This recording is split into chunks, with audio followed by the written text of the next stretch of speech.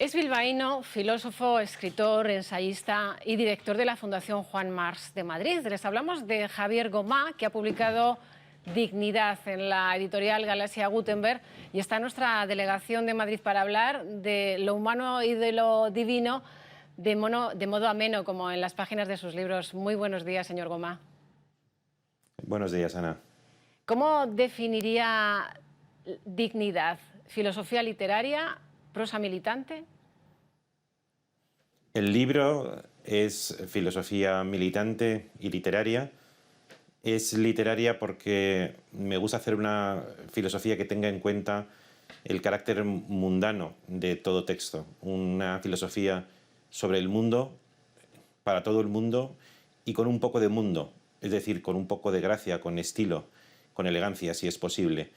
Y es un libro también militante porque está a favor de la dignidad. El mundo es el escenario en el que rivalizan la miseria y la dignidad, y son demasiadas las cosas que conspiran a favor de la miseria. No solamente abrir los ojos y ver cómo domina hegemónicamente todas las vastas extensiones del mundo, sino que además hay hoy una alta cultura que es una invitación a la tristeza en muchísimos casos. Y la dignidad necesita cavar, necesita trabajar. Y este libro es militante, no es indiferente. Pretende ayudar a despertar en el lector del libro el sentimiento de su propia dignidad, que es aquello que resiste, aquello que no tiene precio, aquello inexpropiable e inviolable hacia lo que se pliega todo, incluso el interés general. Esto es lo interesante de la dignidad, que está por encima incluso del bien común o del interés general. ¿Este libro lo tuvo en la cabeza antes de escribirlo, como le ocurrió con Tetralogía de la ejemplaridad? Pues no, esta es una pregunta pertinente, porque el de la tetralogía es unos conceptos que me tuvieron, como alguna vez con expresión literaria he dicho, raptado por los musas desde los 15 años. Este es un libro que, por el contrario, más bien me ha sobrevenido. Por un lado, me daba cuenta, insisto en el carácter literario de la filosofía, que la palabra dignidad iba adquiriendo un protagonismo sorprendente en mi propia literatura, en mis propios textos. En segundo lugar, me di cuenta, para mi sorpresa, y posiblemente para la de muchos, que el concepto de dignidad, siendo quizá el más importante del siglo XX, no había tenido nunca una reflexión estrictamente filosófica. Había tenido una reflexión jurídica, clínica, teológica, pero estaba completamente vacante en una perspectiva filosófica. Y en tercer lugar, quería renovar ese género literario que tanta importancia tuvo entre los griegos y los romanos, que luego se perdió, que es el género de las consolaciones. La consolatio es un texto por el que el autor trata de reunir argumentos para consolar o para desterrar la melancolía de alguien que haya tenido una desgracia. En el caso típico, la pérdida de un hijo. Y recuperar ese género fue el tercer propósito que me motivó para escribir el libro. Pero como ve, no se trata, como ocurrió con la tetralogía, en un rapto que me llevó casi 20 años gestar, sino más bien algo sobrevenido que se me impuso y al que finalmente dediqué un año para ponerlo por escrito. Bueno, de hecho, usted ha dicho que la palabra dignidad no tenía ninguna entrada en el diccionario filosófico de Ferrater Mora. Bueno, ¿qué acepciones tiene en su diccionario personal? Uno de ellos es que la dignidad es una cualidad que todo hombre y toda mujer poseen simplemente por el hecho de serlo, en consecuencia abstrayendo de cualquier otra cualidad, la raza, el lenguaje, la clase social, la educación e incluso el carácter moral o inmoral de su comportamiento. Es una cualidad, digo, que poseen todos los individuos, en virtud de la cual es acreedor y el resto de la humanidad deudora. ¿Deudora de qué? Deudora de un respeto. Así que lo primero que podríamos decir de la dignidad es aquella cualidad que merece el respeto y nunca se puede plegar a nada, ni siquiera a lo que tiene precio o ni siquiera a lo que tiene un interés general. Desde Aristóteles se nos ha explicado que el interés particular cede ante el interés general, que es prioritario, y es cierto, pero en los últimos siglos hemos ido desarrollando una doctrina que ha cuajado justamente en el concepto de dignidad, en virtud de la cual el interés particular cede ante el interés general, pero el interés general cede ante la dignidad individual. Por tanto, es una cualidad diamantina, una cualidad resistente, que a veces incluso puede parecer que es lo que estorba al interés general, al bien común, al progreso, pero ese estorbo justamente es aquello que nos dignifica. ¿Cree que está presente en la vida pública de nuestros días la dignidad o es una de las asignaturas pendientes en la sociedad, en la conciencia colectiva? Es que la dignidad es una de esas cualidades que sirven como rector, como horizonte. Nunca en este mundo que está lleno de tensiones podemos decir que la dignidad se ha cumplido de una manera completa. Es cierto que desde una perspectiva estrictamente objetiva, la dignidad, tanto en un sentido individual como colectivo, ha ido creciendo a lo largo de los últimos siglos. Si por dignidad se entiende, y uno, por ejemplo, yo lo entiendo, es otra acepción de la palabra dignidad, el cambio de la ley de la naturaleza, que es la ley del más fuerte, por la ley de la cultura, que es la ley del más débil, y que una civilización se dignifica más cuanto mejor trata a los más vulnerables, pues tenemos que en esta sociedad, si a uno le pregunta a los más vulnerables, a los sectores con más en peligro, como son pobres o enfermos o ancianos o niños o parados o personas con riesgo, con incapacidad psíquica o extranjeros o presos, en qué otra época les gustaría vivir, todo el mundo responde que hoy. Por tanto, la sociedad se ha dignificado dando una mayor protección a los vulnerables y la dignidad, por tanto, ha progresado. Ahora bien, y esta es la segunda parte que conviene destacar, cuanta más dignidad hay, paradójicamente, más cunde la tristeza y el descontento. Y esta sociedad es una sociedad que ha sido capaz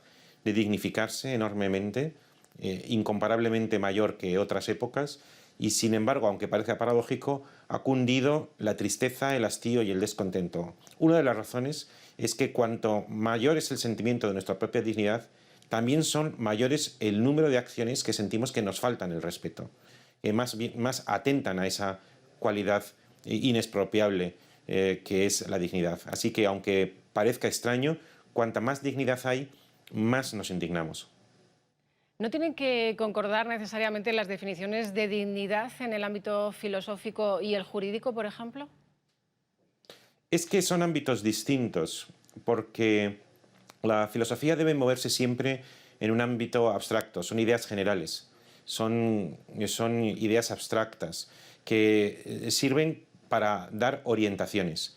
Pero las ideas abstractas de la filosofía pueden iluminar los casos concretos, pero no pueden ser algo así como la solución del crucigrama, que ya lo ha dicho el filósofo o lo ha dicho el libro, por consiguiente, todos los casos prácticos que se produzcan en todo el mundo, en todas las disciplinas, están resueltos. No, la realidad nos dice que hay la infinidad de la casuística humana debe confiarse, en último caso, a la prudencia y al tacto y a la moderación de las personas que tienen delante los casos concretos. Con esto quiero decir que la dignidad puede iluminar y proponer principios generales, pero no puede resolver todos los casos concretos. En los casos jurídicos que usted menciona, los casos clínicos que son tan frecuentes, pongamos en la manipulación genética, o se habla de una muerte digna, o tantos otros casos, no vienen resueltos de manera, pues como digo antes, como si fueran la solución de una sopa de letras, por la filosofía. La filosofía ilumina, muestra caminos, orienta, sugiere principios rectores. Y luego está la sociedad, la que en el ámbito concreto debe aplicar esos principios, pero inevitablemente tiene que estar confiado a la prudencia y al tacto de los que apliquen esos principios generales. En las páginas del libro, señor Gomá, vemos que el desprecio a la indignidad es el principio del progreso. ¿Podría ponernos algún ejemplo cercano, por ejemplo, maltrato a las mujeres o la inmigración? Pues justamente, usted ha puesto dos ejemplos que son muy pertinentes. Durante siglos las mujeres han sido violadas. Lo que ocurre es que no recibían el nombre de violación. Era lo que se esperaba de un esclavo, de una esclava, de una sierva, de una empleada de hogar que tenía que estar disponible para la educación sexual del señorito y tantos casos. Ahora nosotros, la sociedad, ha progresado moralmente y ha concedido o ha reconocido, mejor dicho, a las mujeres el derecho a su cuerpo y a su integridad física. En ocasiones la violación a la mujer tiene una relevancia penal y por tanto son castigados penalmente, pero puede que alguno escape o puede que alguno no sea castigado por el sistema judicial. Ahora, la diferencia entre el pasado y el presente es que en el pasado podía uno quizá violar amparado en una dominación institucional. Hoy es imposible violar a una mujer sin envilecerte, sin degradarte. Y lo mismo podría decirse respecto a los inmigrantes. Quisiera también destacar el lado positivo, dado que tantas veces se destaca el negativo. Si hoy nos indignamos por cómo se trata a los inmigrantes en los gobiernos occidentales, hacemos bien en indignarnos, por supuesto que sí, puesto que en ocasiones los gobiernos no dan el trato a los inmigrantes que merece, el respeto que merece su dignidad. Pero no olvidemos que estamos reconociendo por primera vez en la historia a los inmigrantes una cualidad que históricamente se les ha negado, y es una dignidad que merece respeto más allá de las fronteras, más allá de las culturas, más allá de los territorios o del estatus social. Así que nos indignamos por cómo tratan a los extranjeros y hacemos bien en indignarnos, pero no nos olvidemos de que antes le precede un acto creador sin precedentes, y es reconocer al extranjero, es decir, reconocer a todo ciudadano allá donde esté, y con abstracción de otras determinaciones, pues esa cualidad diamantina que hemos definido antes, inexpropiable, inviolable, que es la dignidad. Tal vez así se pueda entender el éxito que tuvo el libro Indignaos de Stefan Hessel hace unos años y la movilización social que tuvo detrás. Sí, esto es una cuestión paradójica. Antes decía, cuanta más dignidad tenemos, más nos indignamos. Y también decía, el concepto de dignidad es el más revolucionario y transformador del siglo XX, y sin embargo no ha tenido quien lo escriba desde una perspectiva filosófica. Aquí se ha invertido el proceso natural. El proceso natural es el de que primero los expertos en palabras, los literatos, los filósofos, inventan palabras o inventan nuevos contenidos a palabras antiguas que adquieren un poder hechizante, un poder magnético que acaba desencadenando una revolución americana, una revolución francesa o una revolución rusa, al nombre, por ejemplo, la francesa, de igualdad, libertad y solidaridad. Ha sido siempre un filósofo, un escritor, un experto en la literatura los que han llenado de nuevos contenidos, de nueva fuerza, ese tipo de palabras revolucionarias. Aquí ha ocurrido lo contrario. Aquí todo el mundo sentía la dignidad antes de poder definirla. Y se han producido enormes revoluciones y transformaciones en el siglo XX y también en el siglo XXI con la bandera de la dignidad sin que nadie se hubiera parado a definirlo. Ni siquiera el libro de Indignaos es un libro de filosofía, es un panfleto de movilización, de gran eficacia, y que servía para poner en palabras esa llamada a la movilización que todo el mundo se puso en marcha por el sentimiento de una indignidad. Pero también quisiera destacar el carácter anómalo. Todo el mundo sentía la dignidad, pero nadie se ponía a definirla. Y bueno, este libro que presento pretende ser una primera aportación en la definición filosófica del concepto de dignidad. ¿La dignidad ha alcanzado ya su punto culminante en la historia o está todavía por llegar? Absolutamente por llegar. Es una lucha que no termina, es una dialéctica permanente. Es como si es una especie como de ideal al que nosotros tendemos, pero que, como ocurre con el horizonte, cuando uno va andando por el camino, se va alejando a medida que uno progresa. Es cierto que uno progresa, es cierto que uno va avanzando por el camino, pero ese ideal, como el horizonte, se va alejando. Porque mientras exista lo humano con sus contradicciones, con sus imperfecciones, con sus también con sus degradaciones, con sus abyecciones, que son propios también del corazón humano, la dignidad será un ideal que nos conmueve, que nos seduce, que nos interpela, que nos moviliza, pero es muy improbable que podamos decir que la dignidad y lo que se debe a la dignidad ese respeto universal, pueda algún día cumplirse históricamente de manera completa. La renuncia al perfeccionismo político que usted analiza en la obra podría ser una solución para este bloqueo que vivimos aquí en España y nos lleva a unas nuevas elecciones el próximo domingo. No tengo una receta mágica para cómo formar gobierno a partir del próximo domingo, salvo la de mi creencia en la importancia de una ciudadanía ilustrada. ¿Qué entiendo por una ciudadanía ilustrada? Pues el máximo contrapoder que existe, incluso por encima de las leyes, de las instituciones. Una ciudadanía ilustrada que expresa su voto a través de las urnas, por ejemplo el próximo domingo, pero también su malestar. ¿Qué podemos esperar de los políticos? Y esto lo digo sin ninguna ironía. Los políticos responden a una ley que es la de obtención del poder. Y además no me parece mal. Eso es desde Pericles hasta Obama. El político es una persona especializada en obtener el poder y utilizar todos los procedimientos, y en democracia tienen que ser procedimientos legales, competitivos y abiertos para conseguir el poder y mantenerse en él. Con lo cual ellos hacen lo que piensan que más les conviene para esa finalidad política, que es obtener el poder y mantenerse en él. Pero luego viene una ciudadanía, que si es una ciudadanía ilustrada, emite su voto con discernimiento y expresa su descontento. Y el político es muy sensible al descontento de una ciudadanía. Y si esa ciudadanía ilustrada es realmente ilustrada, expresará su descontento de una manera manifiesta cuando consideren que los políticos, en su lucha por obtener el poder, están desoyendo excesivamente el interés general. El interés general, que en este caso tiene que ver con gobernar el país, darle estabilidad y aprobar las medidas que se esperan de los gobernantes. Así que mi consejo, no tengo consejo para los políticos, ellos se saben aconsejar a sí mismos, están rodeados de consejeros.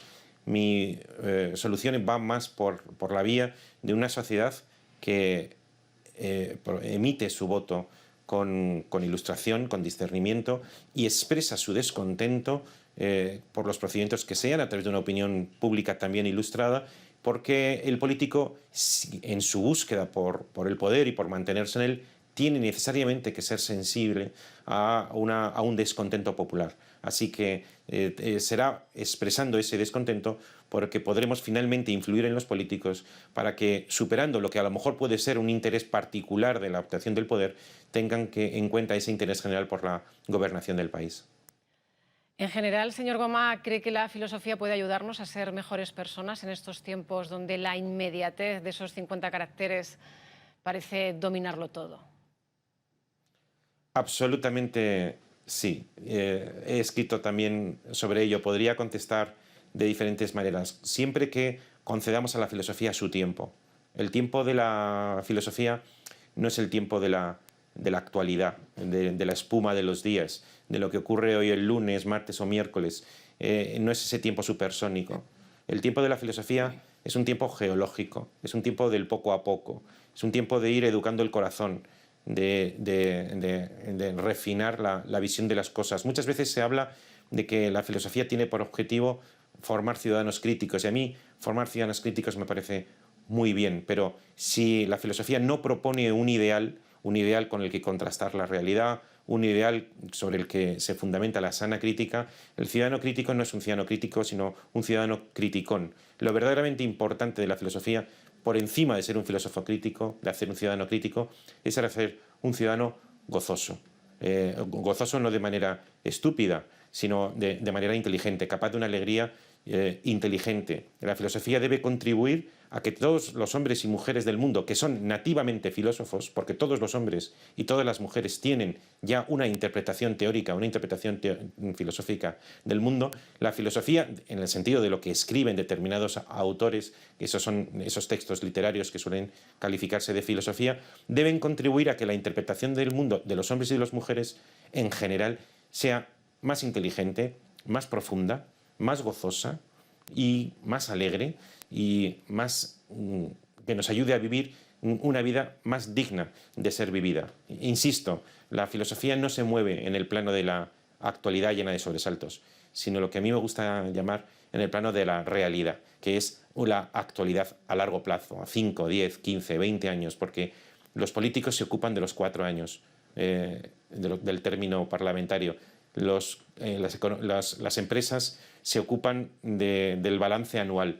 ¿Quién se ocupa en este mundo nuestro del largo plazo, de los 5 años, los 10 años, los 15 años, los 50 años?